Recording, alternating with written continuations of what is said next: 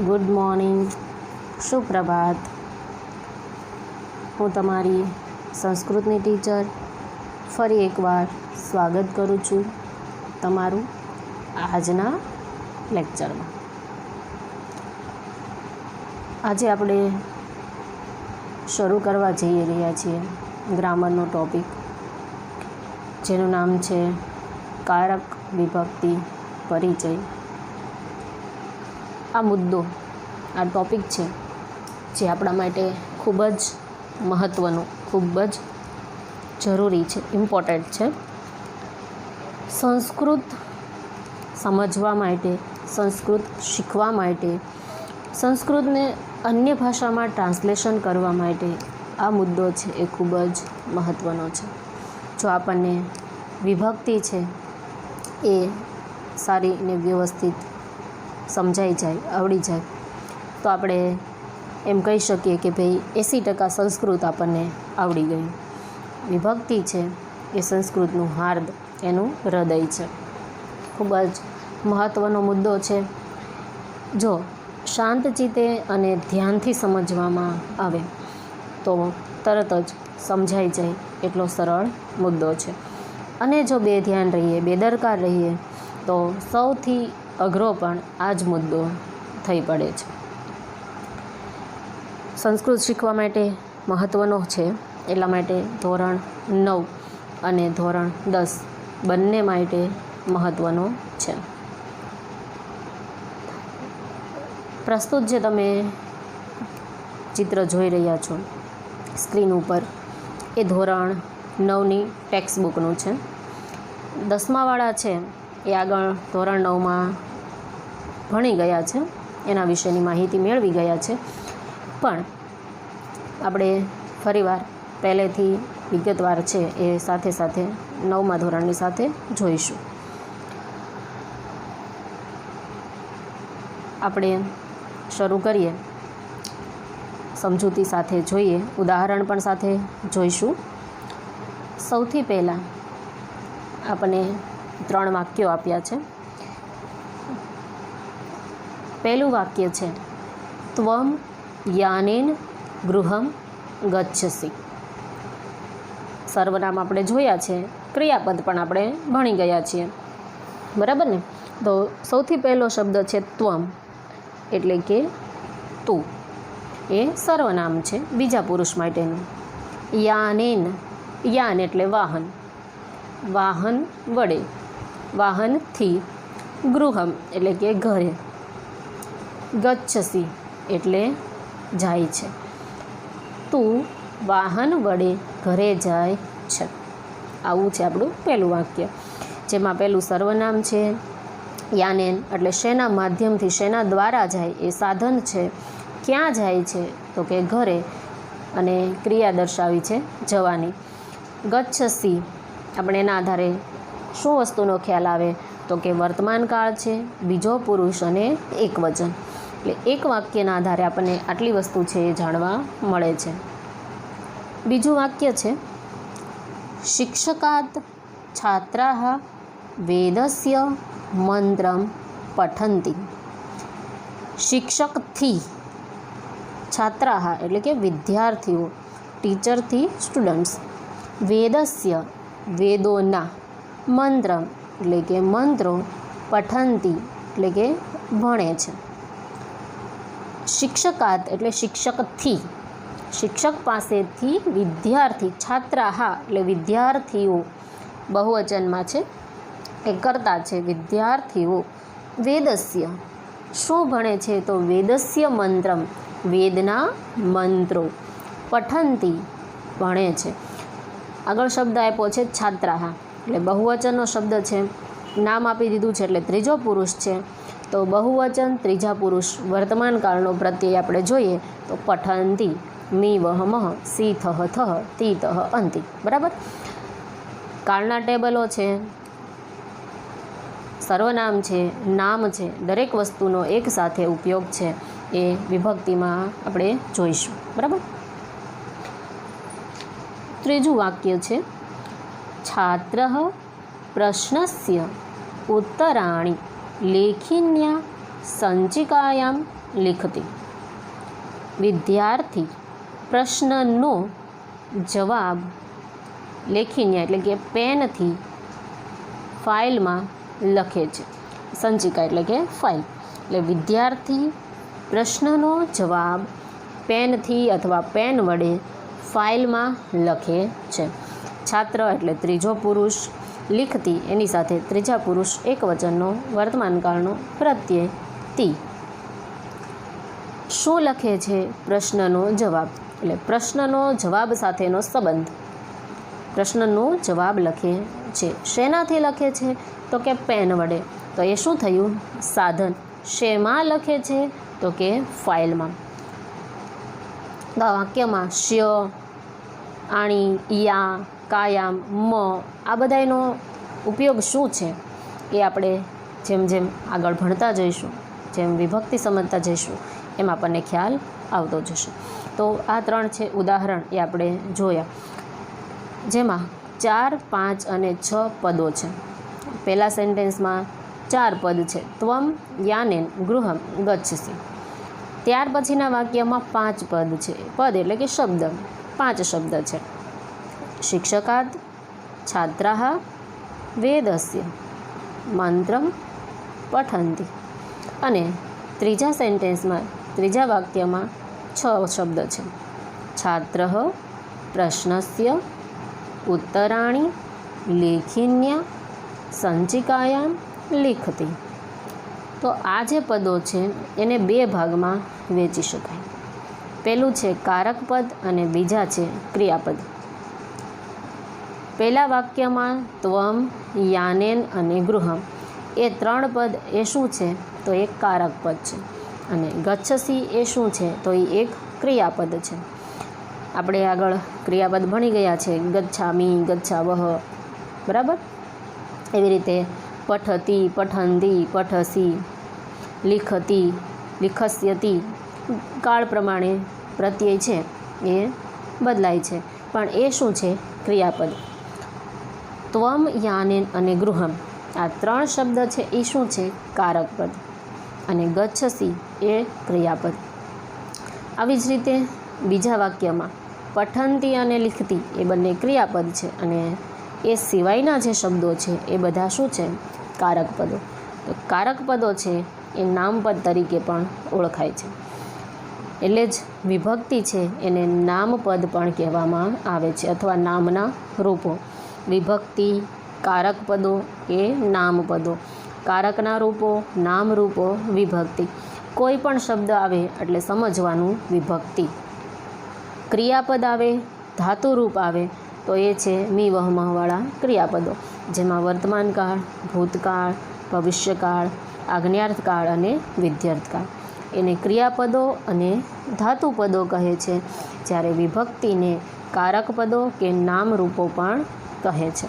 आ बंने वस्तु छे क्लियर, एने याद राखवानी, बराबर। सौथी पहला आपणे हवे जोईए कारक पदों आव्या। पद एटले आपणे खबर पड़ी गई कि भाई पद एटले शब्द। कारक एटले शुं? कारक शब्दनो अर्थ थाय छे करनार। जे क्रियाने जन्मावनार पदार्थ के वस्तु होय छे एने कारक कहे छे। आवा कारकनी संख्या कुल 6 छे, जेम के कर्ता, कर्म, करण, संप्रदान, अपादान अने अधिकरण। आ बधा कारको छे ए क्रियाने जन्माववामां वत्ते ओछे अंशे मददगार बने छे। कोई पण क्रिया थाय छे, हूँ बोलूँ छूँ, हूँ वाँचूँ छूँ, लखूँ छूँ, तमे सांभळो छो, लखो छो, रिविजन करो छो, तो આપણે જે કાંઈ પણ કાર્ય કરીએ છીએ, ખાવાનું, ચાલવાનું, બેસવાનું, સૂવાનું, તો એ દરેકને દરેક ક્રિયાઓ છે એમાં આ 6 કારકો છે એ ક્યાંક ને ક્યાંક થોડે ઘણે અંશે પણ કાર્ય કરતા હોય છે, મદદગાર બનતા હોય છે, એટલે એને કારક પદો કહે છે। આપણે એને ટેબલના માધ્યમથી, ચિત્રના માધ્યમથી જોઈએ। આગળના વર્ષમાં इंग्लिश मीडियमनी स्टूडंट्स है, गर्ल्स बधी, एने सरस मजानो विभक्ति चक्र है ए बनाव्युं हतुं। આપણે જ્યારે સ્કૂલે મળશું ત્યારે ચોક્કસ ફરીવાર એ વિભક્તિ ચક્રને આપણી નજર સમક્ષ નિહાળશું અને યાદ કરશું આપણું આજનો લેક્ચર. બરાબર? તો તમે જુઓ છો કે આપણી સમક્ષ એક ચક્ર છે જેની અંદર નાના નાના 7 રાઉન્ડ આપેલા છે. એમાં 7 શબ્દ આપ્યા છે, જેમાં કર્તા, કર્મ, કરણ, સંપ્રદાન, અપાદાન અને અધિકરણ આ આપણા 6 જે ક્રિયાને જન્માવનારા કારકો છે એ છે. અને વચ્ચે શબ્દ આપ્યો છે એ છે આપણું ક્રિયાપદ. બરાબર? હવે આ શબ્દોને જોડીશું એટલે બનશે આપણા વાક્ય. સૌથી સરળ અને નાનું વાક્ય પહેલું બને, છાત્રઃ લિખતિ. છાત્ર એટલે વિદ્યાર્થી ને લિખતિ આપણે સૌ જાણીએ છીએ કે લખવું. છાત્રઃ લિખતિ એટલે વિદ્યાર્થી લખે છે. એમાં આપણે કર્મ જોડીએ. છાત્રઃ ઉત્તરાણી લિખતિ. વિદ્યાર્થી જવાબ લખે છે. બરાબર? છાત્ર એ શું છે? એ કર્તા છે, એ ક્રિયા કરે છે. એનું કર્મ શું છે? એનું કાર્ય શું છે? તો કે જવાબ લખવા. વિદ્યાર્થી જવાબ લખે છે. એ જે એક વાક્ય આપણે જોડીએ. છાત્રઃ ઉત્તરાણી લેખિન્યા લિખતિ. વિદ્યાર્થી જવાબ પેનથી લખે છે. શેનાથી લખે છે? જે સાધન વડે લખે છે એ સાધનને કહેવાય છે કરણ. વિદ્યાર્થી જવાબ પેનથી અથવા પેન વડે લખે છે. તો જે સાધન છે એ સાધનને કરણ કહેવામાં આવે છે. આગળનો શબ્દ જોડીએ. છાત્રઃ ઉત્તરાણી લેખિન્યા જ્ઞાનાય લિખતિ. વિદ્યાર્થી જવાબ તો લખે છે, પણ શેના માટે લખે છે? તો કે જ્ઞાન માટે. વિદ્યાર્થી જવાબ પેન વડે જ્ઞાન માટે લખે છે. બરાબર? આગળ. છાત્રઃ ઉત્તરાણી લેખિન્યા જ્ઞાનાય પુસ્તકાત લિખતિ. વિદ્યાર્થી જવાબ લખે છે, પેનથી લખે છે, જ્ઞાન માટે લખે છે. પણ શેમાંથી લખે છે? તો કે પુસ્તકમાંથી. એટલે પુસ્તકમાંથી એ લખાણ લખે છે, એટલે પુસ્તકથી એ અલગ થાય છે, એટલે એને પંચમી વિભક્તિ અપાદાન કહેવામાં આવે છે. વિદ્યાર્થી જવાબ પેન વડે જ્ઞાન માટે પુસ્તકમાંથી લખે છે. છાત્રઃ ઉત્તરાણી લેખિન્યા જ્ઞાનાય પુસ્તકાત વર્ગખંડે લિખતિ. જેટલા કારકો છે એ દરેક કારકનો ઉપયોગ કરી અને આપણે એક છેલ્લું વાક્ય બનાવીએ છીએ કે વિદ્યાર્થી જવાબ પેન વડે જ્ઞાન માટે પુસ્તકમાંથી વર્ગખંડમાં લખે છે. ક્યાં લખે છે? વર્ગખંડમાં લખે છે. તો આવી રીતે આપણે આને જોડીએ. હવે આપણે આખું ચક્ર છે એને ઊંધું પણ લઈ શકીએ અને નાના સેન્ટેન્સ બનાવી શકીએ. છાત્રઃ વર્ગખંડે લિખતિ. ક્યાં લખે છે વિદ્યાર્થી? વર્ગખંડમાં. વિદ્યાર્થી વર્ગખંડમાં લખે છે. બરાબર? છાત્રઃ પુસ્તકાત લિખતિ. વિદ્યાર્થી શેમાંથી લખે છે? વિદ્યાર્થી પુસ્તકમાંથી લખે છે. છાત્રઃ જ્ઞાનાય લિખતિ. વિદ્યાર્થી જ્ઞાન માટે લખે છે. છાત્રઃ લેખિન્યા લિખતિ. વિદ્યાર્થી પેન વડે લખે છે. છાત્રઃ ઉત્તરાણી લિખતિ. વિદ્યાર્થી જવાબ લખે છે. હવે આપણે જે છેલ્લા નાના નાના વાક્ય એક એક શબ્દના જોયા કે વિદ્યાર્થી વર્ગખંડમાં લખે છે. લખે છે આપણને ખ્યાલ આવી જાય, પણ શું લખે છે, ક્યાંથી લખે છે, કેમ લખે છે એ આપણને ખ્યાલ આવતો નથી. બીજા વાક્યમાં આપણે એ જોઈએ કે વિદ્યાર્થી પુસ્તકમાંથી લખે છે. ઘરે લખે છે, મેદાનમાં લખે છે, ટ્યુશનમાં લખે છે. શેમાંથી લખે છે, શા માટે લખે છે એ આપણને ખ્યાલ ન આવે, પણ ટૂંકી ક્રિયા આપણને ખ્યાલ આવે કે ભાઈ વિદ્યાર્થી લખે છે. ત્રીજું એ ખ્યાલ આવે કે વિદ્યાર્થી જ્ઞાન માટે લખે છે. શેમાંથી લખે, ક્યાં લખે, શું લખે એ ખ્યાલ આવતો નથી.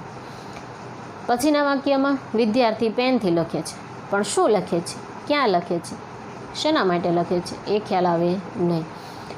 ને વિદ્યાર્થી ઉત્તર લખે છે એટલે બીજા ઘણા પ્રશ્નો આપણને સામે ઉદ્ભવે કે ભાઈ ઉત્તર લખે છે, શેના ઉત્તર લખે છે, શા માટે લખે, ક્યાંથી લખે, ક્યાં લખે, શેનાથી લખે.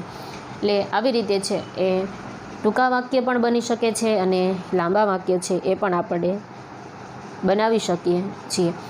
ક્રિયા બની છે, વાક્ય તો બને જ છે, સાથે સાથે ક્રિયા થઈ છે. કઈ ક્રિયા? તો કે વિદ્યાર્થી દ્વારા જવાબ લખવાની, પેન વડે લખવાની, જ્ઞાન માટે લખવાની, પુસ્તકમાંથી લખવાની ને વર્ગખંડમાં લખવાની. તો આ બધી ક્રિયાઓ છે જેને ઉત્પન્ન કરનાર, જેને જન્માવનાર આ બધા કારકો છે એને કારક પદો કહે છે. એટલે ટૂંકમાં વિભક્તિ એટલે શું? તો કે કારક પદો, ક્રિયાપદોનું મિશ્રણ કરી, એનું જોડાણ કરી અને વાક્ય બનાવવામાં આવે તેને વિભક્તિ કહે છે. અહીંયા આપણે જે વાક્ય જોયા શબ્દોના માધ્યમથી, તો એ બધા વાક્ય છે એ એક વચન પ્રમાણે બન્યા છે. અને આપણે સૌ જાણીએ છીએ કે ભાઈ આપણા સંસ્કૃત વિષયમાં કુલ 3 વચન આવે છે: એક વચન, દ્વિવચન અને બહુવચન. એક વચન એક વ્યક્તિ માટે, દ્વિવચન 2 વ્યક્તિ માટે અને બહુવચન 2 કરતાં વધારે વ્યક્તિ માટે. તો જેમ વ્યક્તિની સંખ્યામાં વધારો થાય એમ આ જે ક્રિયાપદો છે, કારક પદો છે એમાં પણ ફેરફાર થાય છે. એ પણ આપણે આગળ ટેબલમાં જોઈશું.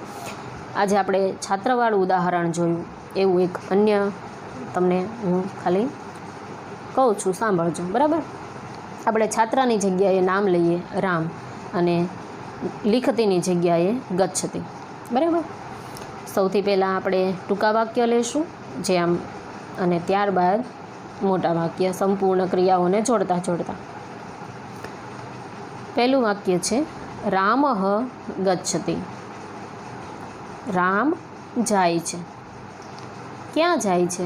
તો એનો જવાબ આપણને હવે મળશે. રામઃ વને ગચ્છતિ. રામ વનમાં જાય છે. ત્યાર પછીનું વાક્ય રામઃ સીતાયા સહ ગચ્છતિ. રામ સીતાની સાથે જાય છે. રામઃ વચનાય ગચ્છતિ. રામ વચન માટે થઈને જાય છે. રામઃ ગૃહાત ગચ્છતિ. રામ ઘરેથી જાય છે. રામઃ લક્ષ્મણસ્ય ભ્રાતા અસ્તિ. રામ લક્ષ્મણના ભાઈ છે.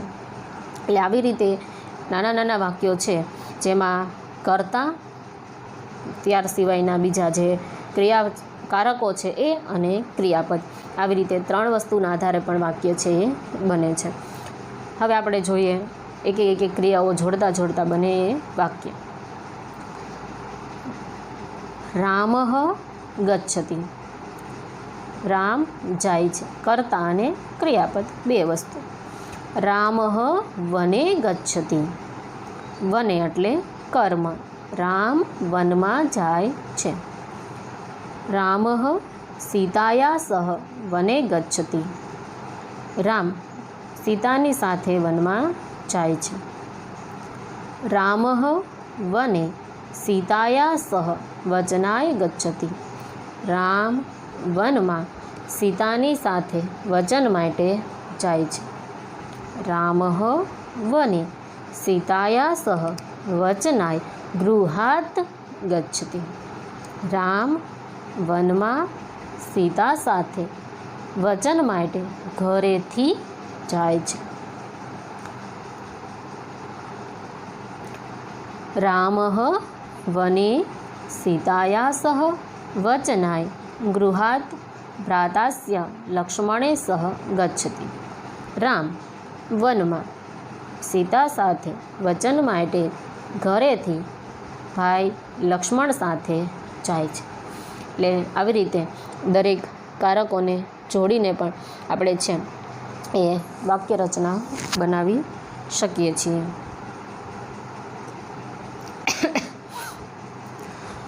ઉપરના ચિત્રમાં લિખતી ક્રિયાના જુદા જુદા 6 કારકો એકી સાથે પ્રયોગ થયો છે. તો આ 6 કારકની સાથે સંબંધ ધરાવતા પદો પણ ક્યારેક વાક્યમાં વપરાતા હોય છે. જેમ કે છાત્ર એ કર્તાની સાથે ગુરુકુલસ્ય એવું એક સંબંધવાચક પદ પણ આવી શકે છે. છાત્રઃ ગુરુકુલસ્ય અથવા ગુરુકુલસ્ય છાત્રઃ ઉત્તરાણી લિખતી. તો કે ભાઈ ગુરુકુળનો વિદ્યાર્થી જવાબ લખે છે. ગુરુકુલસ્ય છાત્રઃ વર્ગખંડે લિખતી. ગુરુકુળનો વિદ્યાર્થી વર્ગખંડમાં લખે છે. આવી રીતે પણ આપણે વાક્ય છે એને બનાવી શકીએ છીએ.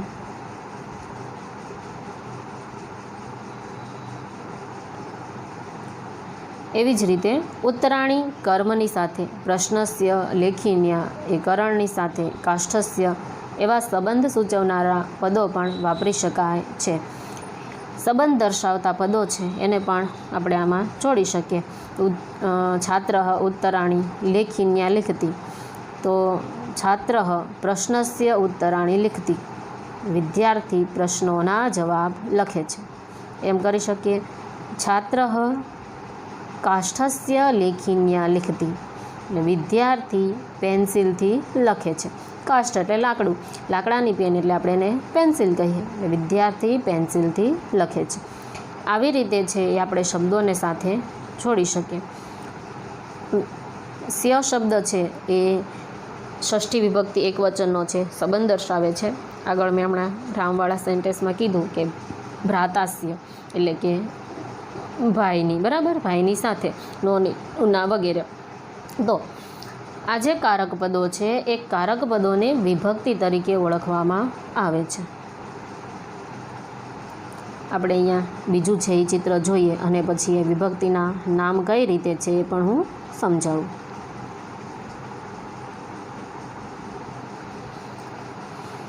આપણી પાસે ઓલું જે ટેબલ હતું એ ટેબલની બહાર એક અલગ 6 બોક્સ છે એ આવી ગયા છે, બરાબર.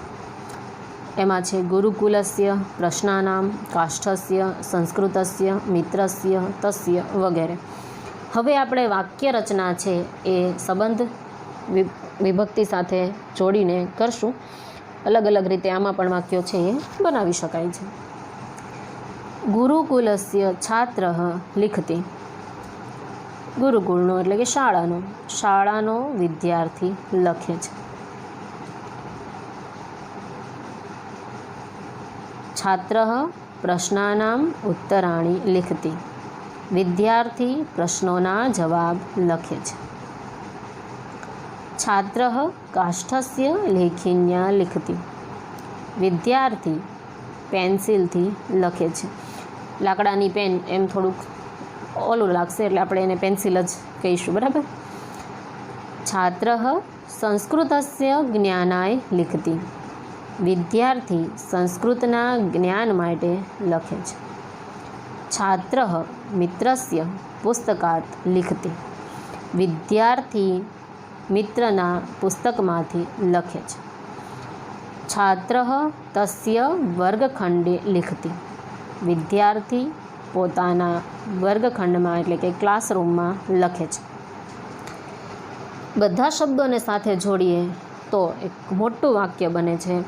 ગુરુકુલસ્ય છાત્રઃ પ્રશ્નાનામ ઉત્તરાણી કાષ્ઠસ્ય લેખિન્યા સંસ્કૃતસ્ય જ્ઞાનાય મિત્રસ્ય પુસ્તકાત તસ્ય વર્ગખંડે લિખતી.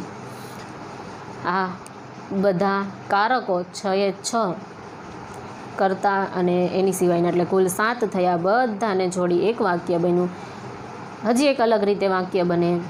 ગુરુકુલસ્ય છાત્રઃ પ્રશ્નાનામ ઉત્તરાણી લિખતી. ગુરુકુલસ્ય છાત્રઃ કાષ્ઠસ્ય લેખિન્યા લિખતી. એટલે આવી રીતે તમે કોઈ પણ એક શબ્દ છે એની સાથે બીજું કારક લઈ અને ક્રિયાપદ, કર્તા, કારક અને ક્રિયાપદ આવી રીતે જોડી અને વાક્ય છે એને વિસ્તૃત બનાવી શકો છો. બરાબર.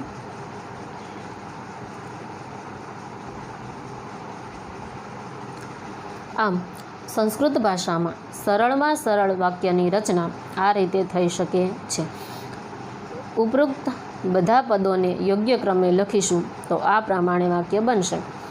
મેં હમણાં જે કીધું એવી રીતે ગુરુકુલસ્ય છાત્રઃ કાષ્ઠસ્ય લેખિન્યા સંસ્કૃતસ્ય જ્ઞાનાય મિત્રસ્ય પુસ્તકાત તસ્ય વર્ગખંડે પ્રશ્નાનામ ઉત્તરાણી લિખતી.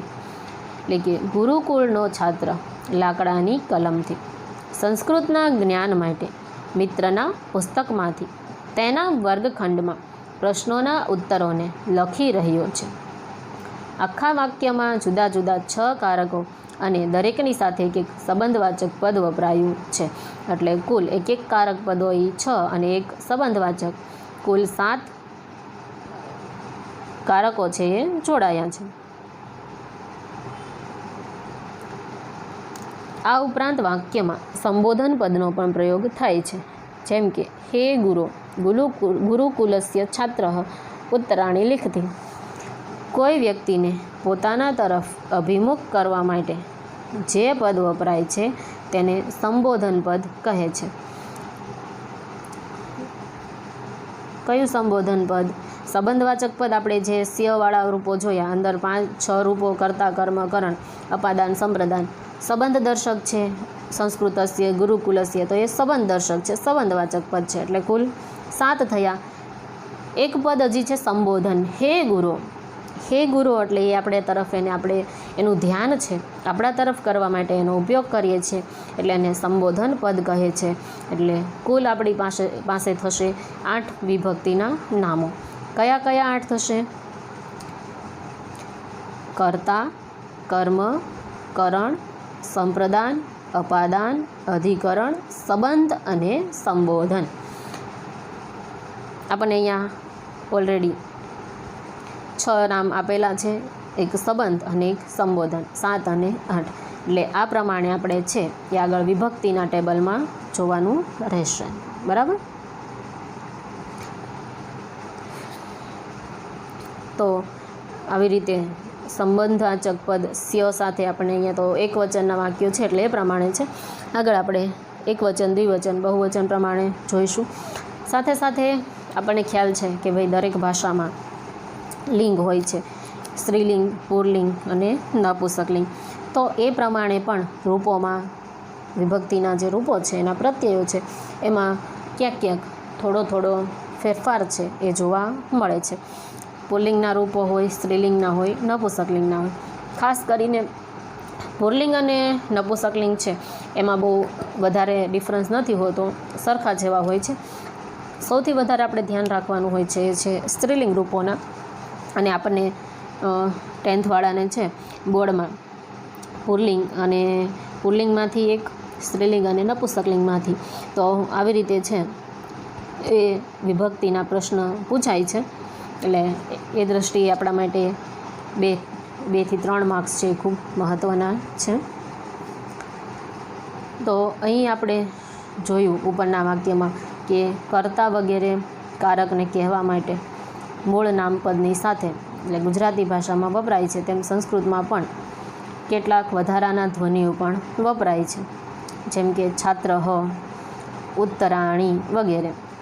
તો આ જે વધારાના ધ્વનિ ઉમેરાય છે, ધ્વનિ એટલે કે શબ્દો, અવાજ, તો તેને વિભક્તિ કહેવામાં આવે છે. નામ ઈ છે, શબ્દ ઈ છે, પણ એની સાથે જે વિસર્ગ છે, આણી છે, સ્ય છે, તો એ જે ઉમેરાય છે એને આપણે કહીએ છીએ પ્રત્યય. તો આ પ્રત્યયો છે એ જ ખાસ કરીને આપણે જોઈએ તો એ જ વિભક્તિના પ્રત્યયો છે. આ વિભક્તિ પ્રત્યયો જુદા જુદા કારકો સાથે એનો અર્થ છે કઈ રીતે વપરાય છે કહે છે. ગુજરાતી ભાષામાં જે તે કારકના અર્થને કહેવા માટે જે તે વિભક્તિ પ્રત્યયો વપરાય છે તેની સમજ કેળવવા માટે નીચેનું કોષ્ટક આપણે જોવાનું છે, પણ એ આપણે હવે આગળના લેક્ચરમાં જોઈશું. શબ્દ એના એ રહેવાના છે, નામ છે, સ્ત્રીલિંગ નામ હોય તો એના એ જ રહેવાના, પુલ્લિંગ નામ હોય તો એ જ રહેવાના. જેમ કે છાત્ર અને રામ તો બંને પુલ્લિંગવાચક નામ છે. વિદ્યાર્થી કેવો, રામ કેવો. કેવો શબ્દથી પ્રશ્ન પૂછવાનો એટલે જે જવાબ મળે, આપણે કેવો એમ પ્રશ્ન કરીએ એટલે એ પુલ્લિંગવાચક છે. કેવી, પૃથ્વી કેવી, ધરતી કેવી, નદી કેવી, ગાય કેવી. તો આ બધા સ્ત્રીલિંગવાચક શબ્દો છે. પુલ્લિંગવાચક શબ્દ અને સ્ત્રીલિંગવાચક શબ્દ. કેવું, ગામ કેવું, પુસ્તક કેવું. તો આ બધા જે શબ્દો છે એ કેવા છે? નપુંસકલિંગ શબ્દો. એટલે આપણને એકવાર એ તો ખ્યાલ આવી ગયો કે ભાઈ પુલ્લિંગ શબ્દો કયા છે, સ્ત્રીલિંગ શબ્દો કયા છે ને નપુંસકલિંગ શબ્દો કયા છે. હવે આપણે એના પ્રત્યયો યાદ રાખવાના છે કે ભાઈ પુલ્લિંગ અકારાંત, જે છેલ્લો અક્ષર હોય એને કારાંત કહેવાય. જેમ કે રામ, દેવ, છાત્ર, તો એ બધામાં છેલ્લે અ આવે એટલે અકારાંત થયા. માલા તો આકારાંત, નદી તો ઈકારાંત. બરાબર, એ આપણે આગળ ટેબલમાં જોવાનું છે એટલે ઉતાવળ કરવાની કોઈ જરૂર નથી. પણ એ પ્રમાણે આપણે એના પ્રત્યય યાદ રાખવાના છે, જે આપણે વિગતવાર કોષ્ટક પ્રમાણે ટેબલ વાઇઝ આગળના લેક્ચરમાં જોઈશું. આજે આપણે ફક્ત રાખીએ સમજૂતી. આ વાક્યો તમને હોમવર્કમાં આપું છું કે તમે આવી રીતે જે આપણે શબ્દ લીધો છાત્ર, એ છાત્રની જગ્યાએ તમે કોઈ છોકરાનું નામ, જો અહીંયા હું છોકરાનું નામ એટલા માટે કહું છું કે સ્ત્રીલિંગ નામમાં થોડા ઘણા આપણે ફેરફાર કરવા પડે, એટલે કોઈ એક છોકરાનું નામ લઈ અને એ પ્રમાણે તમે આવા સરસ મજાના નાના નાના વાક્યો છે હોમવર્કમાં ચોક્કસ બનાવશો. આજે રાખીએ આટલું. ફરી મળીશું ત્યારે જોઈશું આગળ આના દરેક ટેબલો.